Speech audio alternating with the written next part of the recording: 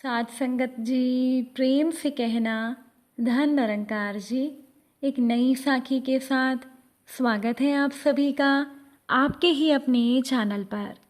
आज की साखी का शीर्षक है स्वर्ग का असली हकदार। तो चलिए सुनते हैं आज की ये साखी।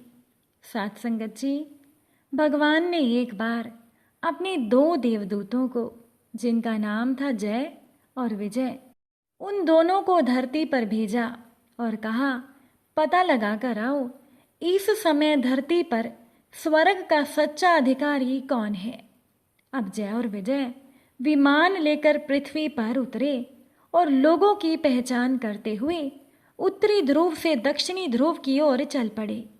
उन दोनों ने देखा सारी पृथ्वी के लोग धर्म कर्म में लीन हैं। कोई तप कर रहा है, कोई आरती, तो कोई भजन में मगन है। उन्होंने साधकों से प्रश्न किया, भाई ये सब क्या और किस लिए कर रहे हो। अब उन दोनों को जवाब मिला, क्या आप नहीं जानते, ये संसार नश्वर है। एक दिन यहाँ आए सभी लोग मर जाते हैं, फिर अपने अपने कर्मों के अनुसार अनेक योनियों में भटकना पड़ता है। हम भगवान की स्तुति अर्चन कर रहे हैं ताकि मृत्यु के बाद हम लोग स्वर्ग प्राप्त कर सकें।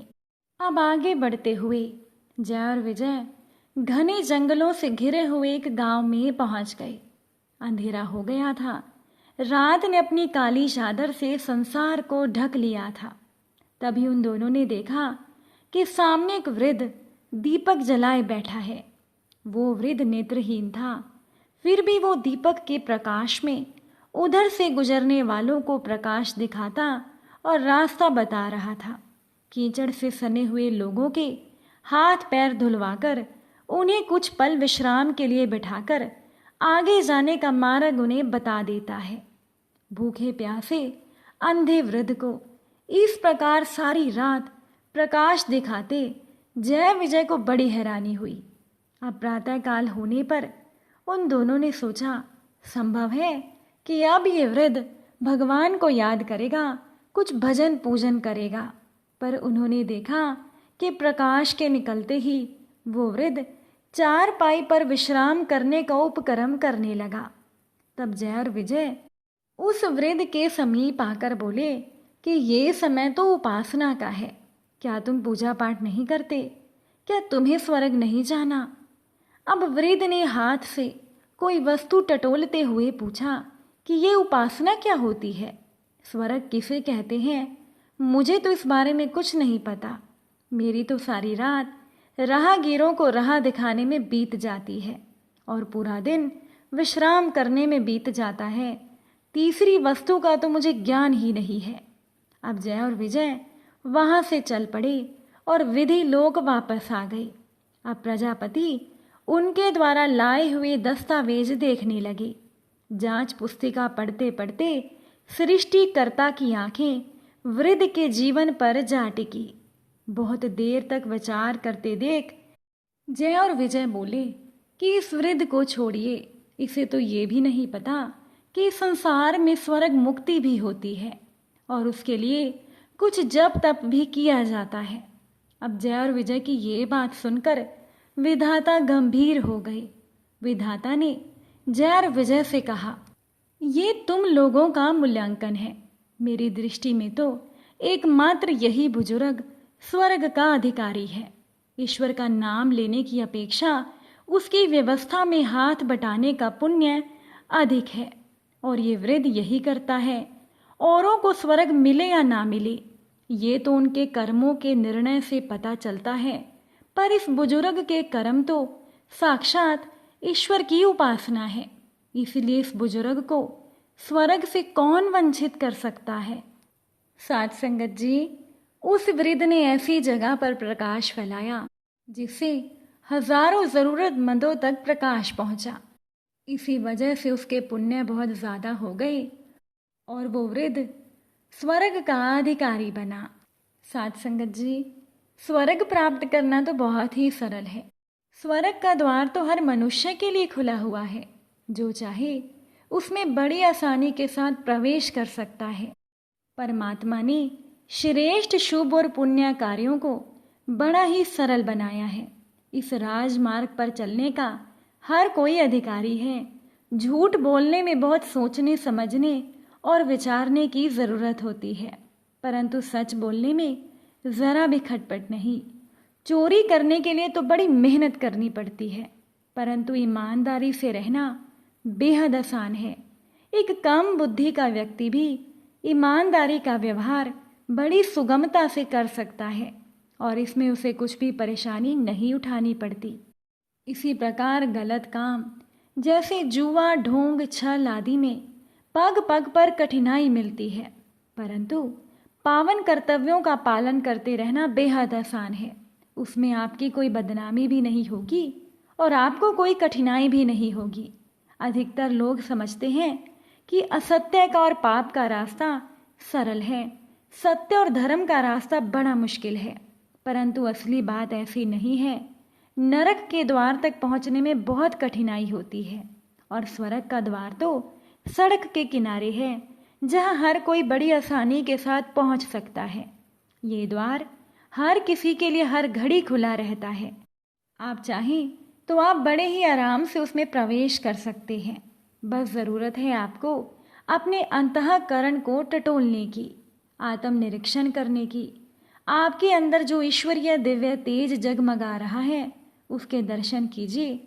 विवेक के प्रकाश में अपनी सद्भावनाओं की तलाश कीजिए, अच्छे कर्म कीजिए। यही आपको स्वर्ग के दरवाजे तक पहुंचा सकते हैं। अपनी ज़िंदगी में कुछ काम भलाई के ज़रूर कीजिए। अब एक बार की बात है, सुबह सुबह का समय था। स्वर्ग के दरवाजे पर 4 व्यक्ति खड़े थे। स्वर्ग का दरवाज़ा बंद था। चारों व्यक्ति इसी इंतज़ार में थे कि कब स्वर्ग का द्वार खुले और वो अंदर जा सके। थोड़ी देर के बाद द्वार का प्रहरी आया और उसने द्वार खोल दिया। द्वार खुलते ही उन चारों ने अंदर जाना चाहा, लेकिन प्रहरी ने उन चारों को प्रश्न किया कि आप लोग यहाँ क्यों खड़े हैं। उन चारों में से 3 ने जवाब दिया, हमने बहुत अच्छे कर्म किए हैं, हम स्वर्ग में रहने आए हैं। चौथा व्यक्ति चुप खड़ा था। प्रहरी ने चौथे से पूछा, तुम यहाँ क्यों खड़े हो। चौथे ने कहा, मैं स्वर्ग में रहने नहीं आया, मैं तो केवल स्वर्ग को झांकने आया हूँ। मैं जानता हूँ कि मैंने तो जिंदगी में कोई अच्छे कर्म नहीं किए, तो मैं तो अंदर नहीं जा सकता। मुझे तो बस एक बार झांकना है। अब प्रहरी ने उन चारों को ध्यान से देखा, फिर कहा, अपना अपना परिचय दो। पहले ने कहा कि मैं एक राजा हूँ, मैंने अनेक राज्यों को जीता, मैंने प्रजा की भलाई के लिए मंदिर, मस्जिद, नहरें, सड़कें बहुत कुछ बनवाया। प्रहरी ने कहा कि दूसरे देशों पर अधिकार जमाने के लिए तुमने जो लड़ाइयाँ लड़ी, उनमें तुम्हारा खून बहा या तुम्हारे सैनिकों का। उन लड़ाइयों में तुम्हारे परिवार के लोग मरे या दोनों ओर की प्रजा मरी। पहले ने जवाब दिया, दोनों ओर की प्रजा मरी। प्रहरी ने कहा, तुमने जो भी दान किए, प्रजा की भलाई के लिए जो भी बनवाया, वो तुम्हारी मेहनत की कमाई से किया था या जनता पर लगाए गए कर से किया था। इस बात का उस व्यक्ति ने कोई जवाब नहीं दिया। प्रहरी ने उसको कहा, लौट जाओ, ये द्वार तुम्हारे लिए नहीं खुलेगा। अब बारी आई दूसरे व्यक्ति की। दूसरे ने कहा, मैं एक व्यापारी हूँ, मैंने बहुत धन इकट्ठा किया, सारे तीर्थ घूमे, मैंने खूब दान किया। अब प्रहरी ने कहा, तुमने जो दान किया, जो भी धन तुमने तीर्थों में जाने में लगाया, वो तुम्हारी पाप की कमाई थी, ये द्वार तुम्हारे लिए भी नहीं खुलेगा। अब बारी आई तीसरे व्यक्ति की। तीसरे ने कहा कि मैंने अपनी ज़िंदगी में लोगों को अच्छे अच्छे उपदेश दिए, दूसरों को ज्ञान की बातें बताई और दूसरों को अच्छे मार्ग पर चलने के लिए प्रेरित किया। अब प्रहरी ने तीसरे से कहा, तुमने चंदे के पैसों से पूजा स्थलों का निर्माण कराया, लोगों को ज्ञान की बातें जरूर बताई, मगर तुम स्वयं अपने उपदेशों के अनुरूप अपने आप को नहीं बना सके। क्या तुमने उन बातों का पालन किया? ये द्वार तुम्हारे लिए भी नहीं खुलेगा। अब चौथे की बारी आई। चौथे ने बड़े ही प्यार से कहा, मैं तो एक गरीब किसान हूँ, मैं तो पूरा जीवन पैसों के अभाव में रहा, मैंने कोई दान पुण्य नहीं किया, मैं तो पहले ही जानता हूँ कि ये द्वार मेरे लिए नहीं खुलेगा। तब प्रहरी ने कहा, तुम भूल रहे हो, एक बार तुमने भूखे रहकर अपना सारा भोजन किसी दूसरे भूखे व्यक्ति को खिला दिया था। तुमने पक्षियों को दाना डाला और प्यासे लोगों को पानी पिलाया। तब उस किसान ने कहा, हाँ मुझे याद है, लेकिन ये काम तो ज़्यादा महत्वपूर्ण नहीं है, मुझे तो बस स्वर्ग में झांक लेने दीजिए।